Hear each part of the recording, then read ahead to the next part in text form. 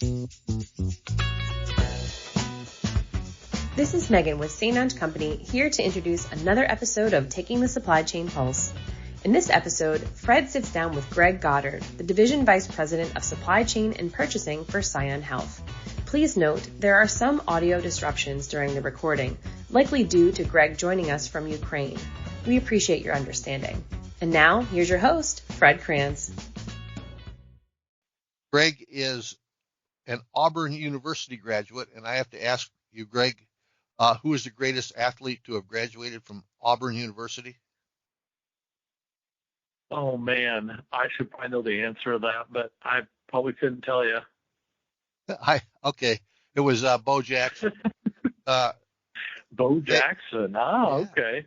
They're Bo Jackson, Frank Thomas, and Charles Barkley all attended pretty much at the same time at Auburn. That must have been a great place to be. So before we get into the special nature of today's conversation, Greg, first off, thanks for joining us. Second, I'm going to tell the people that we may have some breaks or some strange sounds in our feed because Greg is not coming to us from the Scion Health headquarters in Louisville, Kentucky. He's coming from somewhere else, which we'll get to in a minute. But tell us about your role at Scion, what you do, what Scion does, and what your areas of responsibility are. Sure. So Scion Health is made up of several health entities, some community-based hospitals. We have 15 of those scattered throughout the country, and 63 long-term acute care facilities, specialty hospitals. And we are pretty much coast to coast and operate in about 26 states. And my responsibility is the supply chain operations in the hospitals. So we are working with the procurement systems, assisting with purchasing, and on the specialty division, we actually have a reporting relationship with each one of the material managers in our building. So it gives us a lot of centralized control to make sure that we're very compliant from a contract perspective, and that initiatives that get rolled out are done so in a complete manner so that we can reap the most benefits possible. I have a team of 4 under me that helps divide up the country, and we just really enjoy watching our staff grow and being a part of all the great work that Scion's been doing. I know they've had a lot of great strides in quality and other areas, and it's just really great that supply chain gets to be a part of that. Okay, and this is probably the first of 2 podcasts that I think we're going to do together, because I really would like to get in to your Scion operation with you, because you're in 25 states. You have a presence across the whole geography of the United States, so it's a complicated and sophisticated organization with probably a lot of issues that you have to deal with. But that's not why we're here today. When we first started talking about doing a podcast, you shot me back some times, and then you said something about, well, we could do it next week, but I'll be in Ukraine, in Ukrainian. And I'm going, oh, okay. Yeah. He said, we could do it from Ukrainian. And I'm going, well, it sounds pretty cool. So I ask you this, and I'll ask you again. Why are you in Ukrainian? So I am here right now with a group of kids from an orphanage in Lviv. We have brought them up into the Carpathian Mountains for a 10-day retreat. The kids love doing this. We've done it for the last 3 years. This is the second time I've been able to be here, but we started, my wife and I did a foundation in 2021, and our goal was to work with orphanages and foster families in the Ukraine to help them to be able to provide food.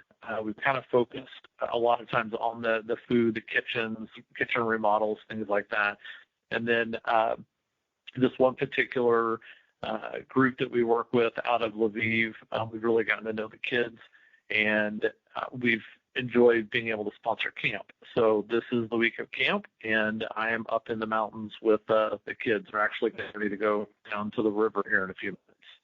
Okay, am I correct to say that this is the Children of Grace Orphanage? That is correct, or in Ukrainian, Blagodat. Okay. As I said, Children of Grace Orphanage. If you can imagine, that's what my week has been like here. A couple of them speak a little bit of English, so it's been very entertaining, and Google Translate is my friend. Well, I'll bet it is. I want to give our listeners a little perspective here. Ukrainia, which used to be called the Ukraine when it was part of the Soviet Union, is in, I guess it's the second largest country in Eastern Europe, behind only Russia, and Yes. it had been sort of fought over. The land had been fought over by Austrians and by the Russians throughout history. Galicia being the part that was influenced by the Austrians, and then what they used to call Little Russia or South Russia was the part that came under the influence of the Russians. And then after 1917, after the Soviet Revolution, in 1920, the Ukraine or Ukrainia became one of the earliest republics in the Soviet Union.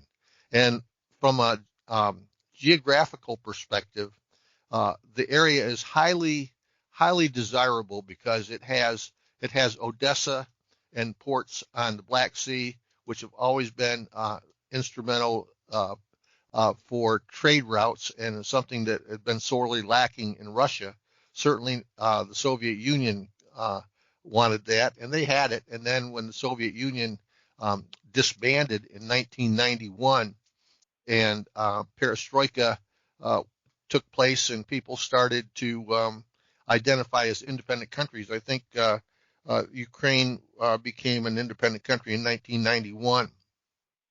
All of a sudden, Russia didn't have that, didn't have those ports, didn't have the Crimea, didn't have the places that were highly valuable to them. And since 2014, there's been a war going on. And in 2022, Russia invaded Ukraine. Now, to give people out there some perspective in the United States, Volodymyr Zelensky, the president of Ukraine, makes $11,200 a year as his salary. That is mandated by law. The average Ukrainian individual makes $6,300 a year as their income. Compare that to the United States, where the president makes $450,000 if he wants to take his salary. The average American makes $73,500 a year, and the median income in the United States is $50,200. So you have a country that is poor by any measure before the war started, and since 2014, they have been involved in a conflict with Russia, and the situation there has got to be pretty dire. Could you tell us a little bit about what you've seen and what you've experienced, how the people live, and give us some color for that, Greg? Yeah, so I would say that, even before the war, there's quite the disparity between, if you can call it that, the rich and the poor. And even then, though, the spirit of the Ukrainians is very strong. They're a very proud nation, and they understand the financial situation that they live in, and honestly, most of them are very self-reliant and just used to their lifestyle. Even though they may not have much, their hospitality is incredible, and it almost makes you feel bad when you go to someone's house and and they prepare a big meal for you that you knew probably cost them a significant amount of their monthly salary, but that's just how these people are. Food used to be fairly, in my viewpoint anyway, fairly inexpensive. I remember kind of what got us into this is we adopted two girls from Ukraine back in 2019, and we were here for the adoption trips, and we would go somewhere and have more sushi than you could possibly eat, and pizza, and even, leaving something for the waitress. 4 of us would eat for less than $20. And I don't know the last time I've ever had sushi in the USA for $20 if it's one person. And things have gotten a little bit more expensive since the war. It's harder to get items in. It's more dangerous. Just inflation has been kind of crazy. And honestly, outside of that, when you travel around, there are a lot of things that are more expensive than what you would see in the United States. If you go to the shopping malls and you shop for clothes and you're going to go to Nike or Under Armour, because of tariffs, it's quite expensive. So for them to go shopping and to buy name brand clothing could cost them a significant amount of their annual salary. So a lot of them don't get to do that. And if they do, it's quite a treat. So that's been interesting. So when you mentioned the difference in salaries, your first thought might be, well, things are just so much cheaper there that it's all relative. And that's really not true. It's not just relative. There are a lot of things that you pay just as much, if not more, in Ukraine than you do in the United States. Just they do without. If they don't have enough money for something, and if they want to do something, a vacation or going to buy clothes, they may save for months or years to be able to do that. Amazing. But this is a people that have learned to live with nothing over years. I mean, you go back to the early days of the Soviet Union, and you get into World War II. And I was at an exhibition at the Pyramid in Memphis years ago from life in Russia during the siege of Stalingrad, and the people actually would eat the wallpaper off the walls to be able to be fed. So these are people that are used to difficult times, but even that has got to be got to be terrible. What about just the presence of supplies, the presence of food? Are the shelves empty in the stores? Do they have large queues that they have to deal with? How do they deal with that? In eastern Ukraine, it's very possible. Here in western Ukraine, know that the shelves are very full. I think at the beginning of the war, as the supply chain was trying to figure out how to keep supplies coming in, I believe that things were a little more difficult. I know that about a year into the war, maybe not quite a year even, my daughter and I came. She was my built-in translator, as I call her.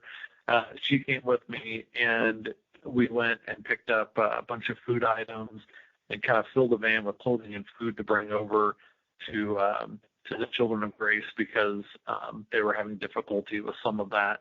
And food prices were very expensive at that point because of what you just said. They were having trouble with supply and demand. Now, when you come across the border, you don't see trucks lined up like you did in the past. Even when I came last year, to come across the border, there was a line of trucks days long to come through customs.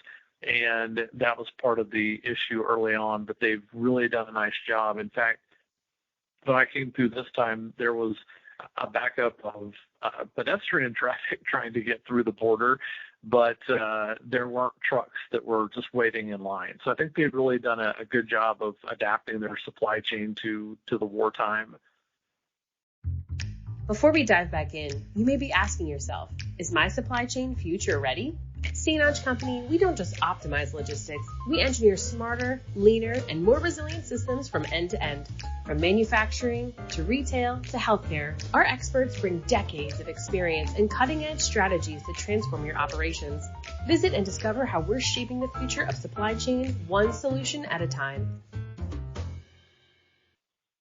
And so is it ease of travel in both directions? Well, it depends on your definition of ease of travel. Yes, you can definitely cross the border in a car. It can take a while. We came through and there was probably, I don't know, I'm going to say this because Google Maps had us put them in Europe in meters. When we first pulled up, we were only 650 meters from the border crossing, and it took us just close to 5 hours to get all the way up to the crossing and then be able to come through. In the past, it did not take that long, but they're really being careful about people kind of coming and going more so than they were at the beginning when people were trying to evacuate. And once you get into Ukraine, the trains are still running, and that's one of the amazing things.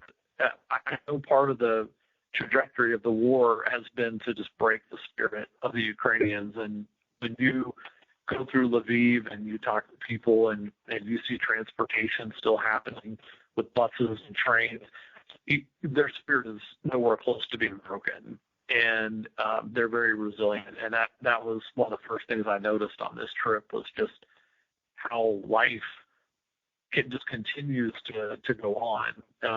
You'll see potential remnants of where bombs hit a building or something, but around it now people are still thriving and just living their life.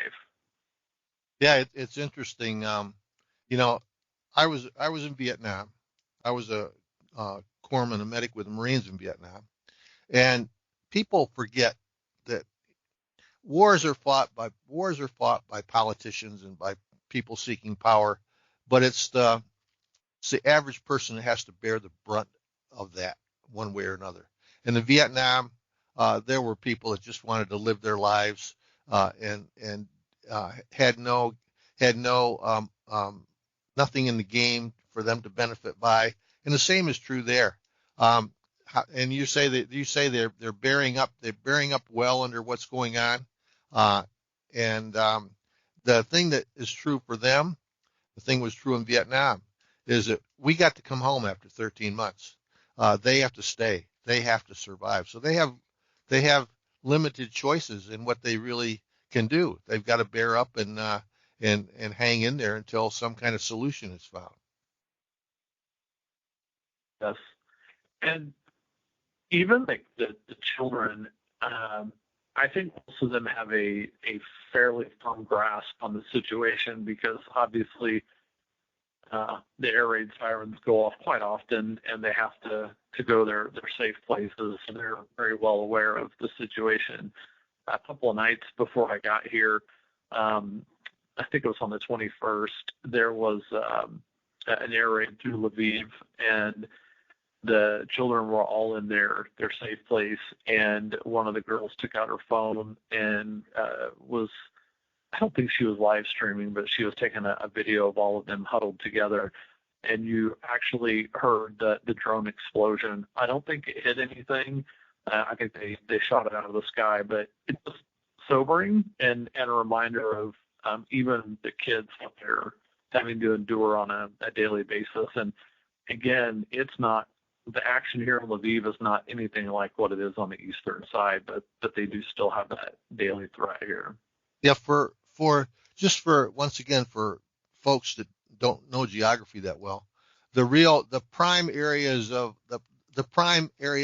opportunity or desirability come in the south and east in the Crimea and on the Black Sea, and then of course Kiev, which we used to call Kiev. Anglicize everything. I have to work backwards to get some of these things right. So what you're saying is a lot of the folks on the western part of Ukraine are sort of not being impacted that frequently. Is that fair to say? Yeah, definitely. The only, and whenever there are attacks on this side, really their targets are the airfields and things that are being used to deliver planes to Ukraine.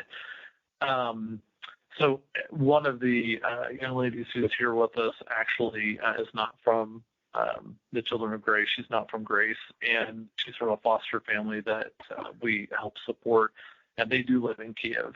And so for her, this is even probably more of a retreat than a lot of the kids, because for her, it's a lot less, going to the subways and trying to get down to the, a safe place under the house, things like that. So I know she's really enjoying just being in the mountains and being able to be a kid. Well, the reason I wanted to feature this, among other reasons, is that one of St. Ange's principles is community service, and we have a monthly recording of the hours that our people have provided community service, and it's very important to us to give back to the community. But I think you've gone a couple of steps beyond that to voluntarily go into a war zone and basically taking kids out of danger up into the Carpathian Mountains and giving them a 10-day breather. Is that supported by your organization? Is it financially or anything, or is this all on your buck? No, so my wife and I have a foundation called Simply Loved Orphan Care, and we've got friends and donors who we're a 501c3, and they help us support the camp each year. And it's not, by American standards, it's not that expensive. Is it okay if I share the number? Because I think it might shock people. Sure. How inexpensive it is. Okay. So it's a 10-day camp, and for 8 cabins, that's enough for all the kids. They have a really nice kitchen area where they can cook food for the kids. So they hire a couple of ladies from the village to come up and cook 3 meals a day. And let me tell you, those ladies can cook. I'm probably going to leave here 10 pounds heavier than when I came. And they bring 4 of the employees up to take shifts, and 10 days in the mountains is only $4,000 for about 26 kids. Oh, wow. That's less than $200 a kid. Or yeah. That's pretty good. So from your perspective, from your personal perspective, what have you gotten from this experience, and looking at a healthcare supply chain perspective, what things have you seen and learned there that you might be able to take back to work when you go home every year? You might hear music going. That's their signal for the kids to get together for the next activity.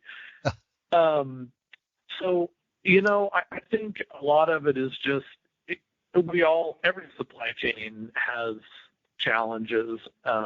Obviously, COVID even brought a lot of that to light. And just to see another perspective and to think, even whenever we think we've got it difficult from a supply chain perspective with a back order or something else, just try to think of what that might mean in a country like this when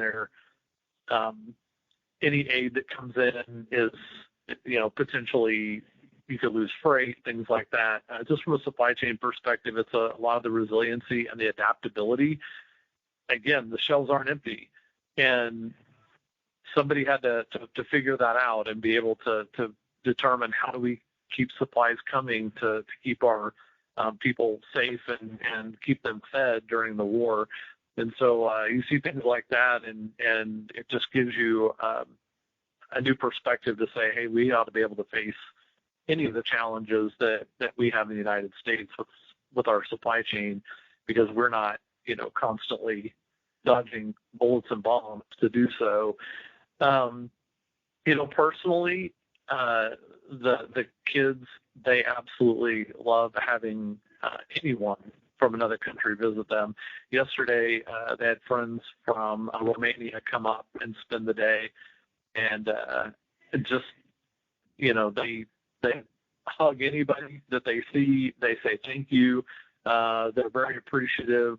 I don't know, some people might think because of their previous ties to Russia that they're kind of cold, but they are definitely not.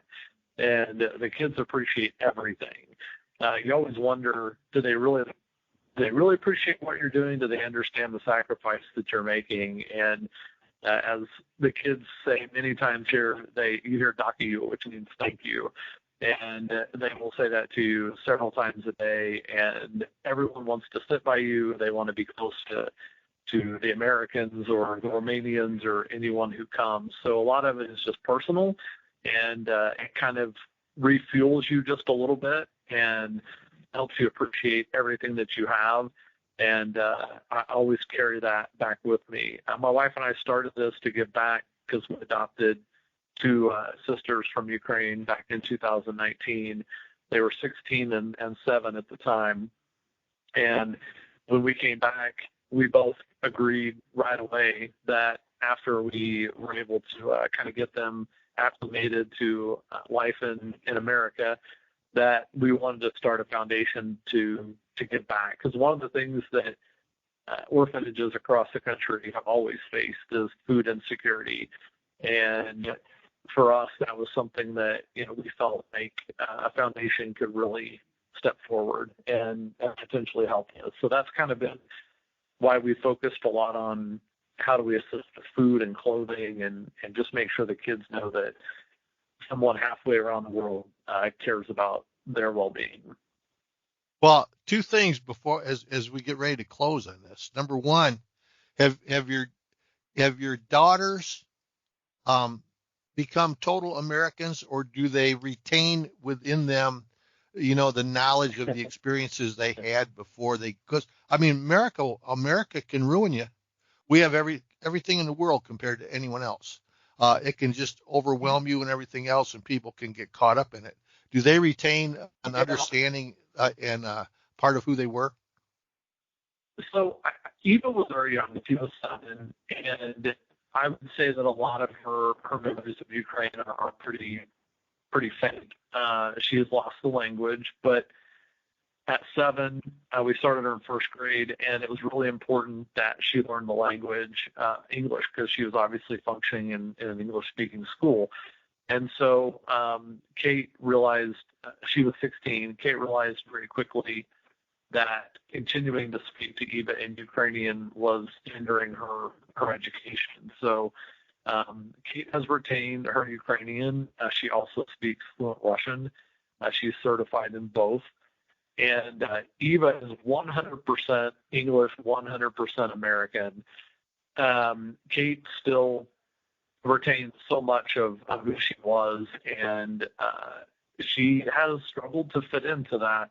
Hey, I'm from Ukraine. I'm now in a country that has more fluency and adapting to that. And we knew at 16 that was going to be a challenge. She struggled, but just like any other Ukrainian, she's very resilient, very proud, and very self-sufficient. And it's been difficult because as Americans, I hate to say this, we tend to coddle our kids a little bit more. And she wants to make it on her own even when things are tough. So that's been kind of the difference between the two. And it's definitely the age difference of when they were brought out of Ukraine and how many memories and experiences they had before they came. Oh, sure. The final thing, the next to final thing, is if people were listening to this podcast and they wanted to participate or contribute, who would they get in contact with? Give us the contact info so that if they wanted to participate, they could get a hold of you. Yeah, one of the best ways is through our website, www.simplyloved.org. We have donate buttons on there and lots of pictures from last year at camp, and probably here in the next few weeks there will be lots of pictures from this year at camp. You can also go to our Facebook page and send us a message through our Facebook page, Simply Loved Orphan Care. And you can always email me. That would be fine. My wife and I run this together. We don't take any salary or anything or employ anyone. We want everything that comes in to go straight to the orphanage. So my email is bannergman@att.net. Banner G-Man. I like that. Where did you come up with that? I don't exactly remember. I think it was a song that had Banner Man, and then since my name was Greg, everybody at work called me G-Man, and I just put the two together, and I've had that since I was in high school. So, well, there you go, buddy. Greg, thanks so much for being on our podcast. And like I say, when you get back, I will reconnect with you, and we'll find a time to have a more general conversation about healthcare in the United States and the challenges you're facing. But I really admire what you're doing. I think it's something that people need to hear about. So many people that are in the healthcare supply chain do things like yours, and it goes unnoticed. And I think we should take our hats off. And for folks out there, I've been listening to this as we've been recording it. I know that the audio may be a little bit sketchy at times, but remember, this dude's coming from 7 time zones away from where I am, and so it's worth listening through the crackles if you hear them. So, Greg, thanks so much for being here. I appreciate it. And, all right, thank you so much. Say hello and send my best wishes to all those children over there. All right, sounds good. Thank you. Well, that's all for today. Thanks again for joining. And as always, don't forget to subscribe and connect with us online where you can find all of our episodes. If you have a topic you would like to discuss or want to be a guest on the show, you can reach out to Fred directly at fcrans@stonge.com. See you next time.